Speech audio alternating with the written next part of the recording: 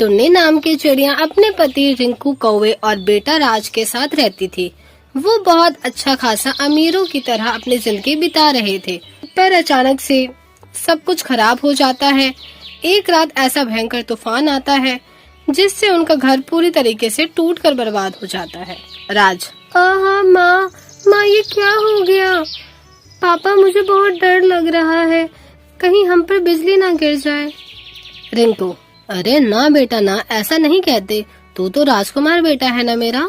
झमाझम तेज बारिश हो रही थी, तभी एक तेज तूफान आने की वजह से उनकी झोपड़ी उड़ जाती है, जिसके बाद अब उनके पास रहने का ठिकाना नहीं बचता। न खाने पीने की चीजें बचती हैं और न ही पैसे थे। एक तरह से वो उस तूफान से बर्बाद हो गए थे। टुन्नी चिड़िया का परिवार बेहद परेशानियों से जूझ रहा था। तभी वो शरण के लिए कई और भटकते हैं, जहां उन्हें पेड़ के खोखले में थोड़ी सी जगह मिलती है। तभी राज कहता है, राज, माँ कहाँ रहेंगे? हमारा घर तो टूट गया, क्या अब हमें इस जगह पर रहना पड़ेगा? ये तो बहुत ठंड लग रही है। टुन्नी, चिंता मत करो राज बेटा, थोड़े समय बाद फिर से हम अपना नया घर बना लेंगे। तेरे पापा कुछ ना कुछ कर ही लेंगे। राज, माँ मेरे पेट में दर्द हो रहा है, मुझे भूख भी लग रही है। रिंकू, बेटा थोड़ा सा सब्र कर ले, तूफान थमने का इस वक्त हम कहीं नहीं जा सकते और तुझे अकेला भी नहीं छोड़ सकते। मैं जानता हूँ तुझे भूख लगी है, पर इस वक्त हमारे पास कुछ और भी नहीं है। राज, ठीक है पापा, मैं थोड़ी देर और इंतजार कर लूंगा। ऐसा कहकर वो कैसे न कैसे उसी जगह रुकते हैं। तूफान थमने के कुछ देर बाद टुन्नी चिड़िया खाना ढूंढने के लिए उस जगह से निकल जाती है। बहुत देर ढूंढने के बाद उसे एक सेब मिलता है। उस सेब को लाकर वो अपने बच्चे को देकर कहती है, टुन्नी लो बेटा खा लो।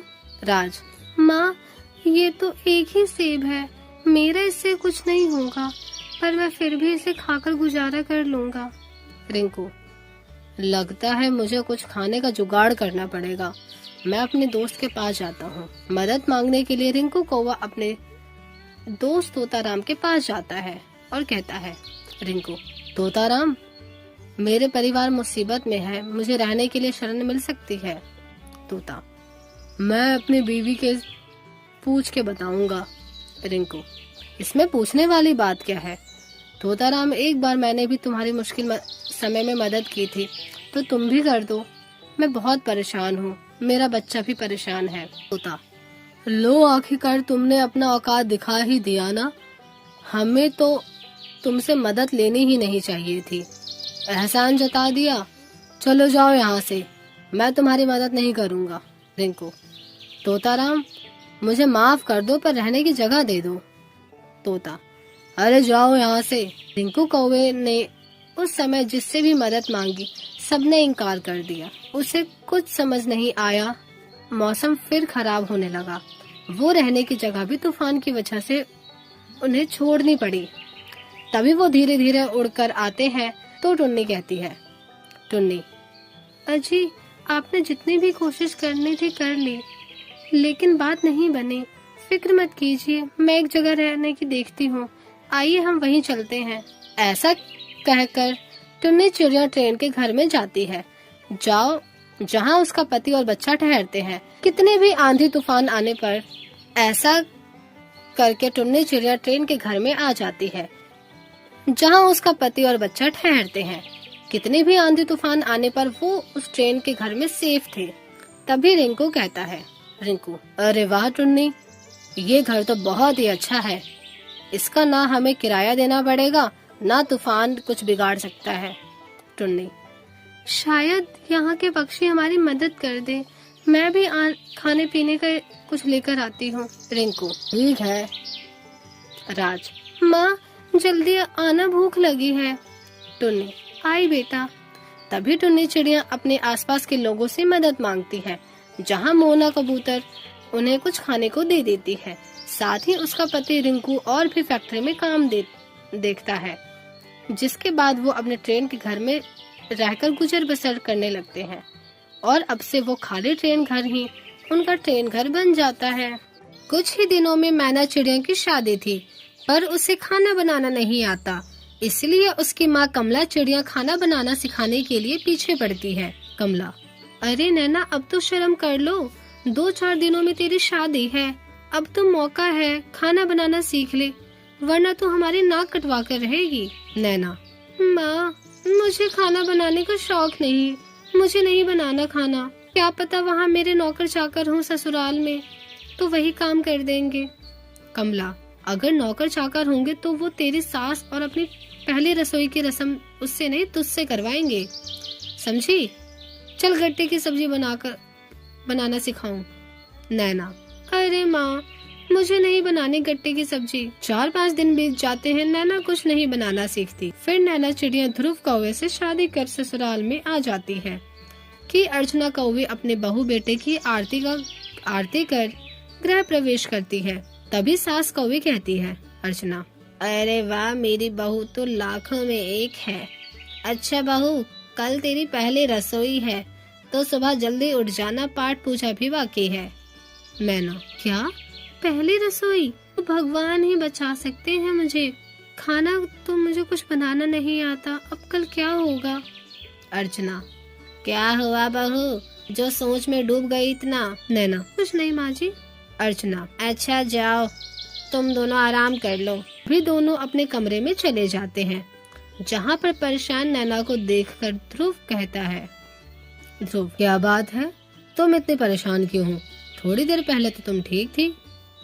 नैना, अरे इन्हें क्या बताऊं, अगर बता दिया तो ये मुझे घर से बेघर ना कर दे, मेरी शादी टूट जाएगी। चुपचाप सो जाती हूँ, कुछ नहीं होगा। कुछ नहीं ध्रुव जी। ये कहकर नैना चिड़िया सोने लगती है। पूरी रात हो जाती है, पर वो सो नहीं पाती। ध्रुव उसे देखकर पूछता है, टालकर रसोई में चली जाती है। तभी अर्चना कौवी आकर कहती है, अर्चना, बहू, पहले चाय बना दे, फिर पहले रसोई का रस्म करना। मैना, नहीं माँ जी, चाय कैसे बनती है? मैंने आपको देखा है था, चाय पत्ती, पानी, दूध इसमें बना देती हूँ। ये देखकर नैना चाय बनाकर सास को पिलाती है, जिसे पीकर सास कहती है, अर्चना, बहू, ये क्या चाय बनाई है तूने?